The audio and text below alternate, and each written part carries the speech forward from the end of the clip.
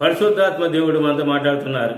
కాబట్టి అనేక విషయాలు అనేక రకాలుగా మనతో మాట్లాడుతూ నువ్వు జాగ్రత్త కలిగి ఉండమని చాలాసార్లు మనతో దేవుడు మనతో మాట్లాడారు. కానీ అన్ని విషయాలు మనం జాగ్రత్త కలిగి ఉంటాము. కానీ దేవుడు ఒక మాటలు వినే విషయంలో కానీ, దేవుడు ఒక మాటలు వినే ప్రకారం జీవించే విషయంలో కానీ, దేవుడు ఒక మాటలు విని ఆ ప్రకారం ప్రార్థించే విషయంలో కానీ, దేవుడు ఒక మాటలు విని ఆ ప్రకారం నడుచుకునే విషయంలో కానీ మరి ఏ మాత్రం కూడా మరి మనం జాగ్రత్త కలిగి ఉండము. కానీ దేవుడు చెప్తున్నాడు కదా, నువ్వు అన్ని విషయంలో జాగ్రత్త కలిగి ఉండు, అప్పుడు దేవుడు నిన్ను విడుదల పొందిస్తాడు అని చెప్పి అంటున్నారు. అందుకనే అపోస్తలుడైన పౌలు హెబ్రీ పత్రిక 2వ అధ్యాయము 1వ వచనం చూసినప్పుడు విలీన సంగతిలో కొట్టుకొని పోకున్నట్లుగా మరి విశేష జాగ్రత్త కలిగి ఉండు అని చెప్పి అన్నాడు ఆయన.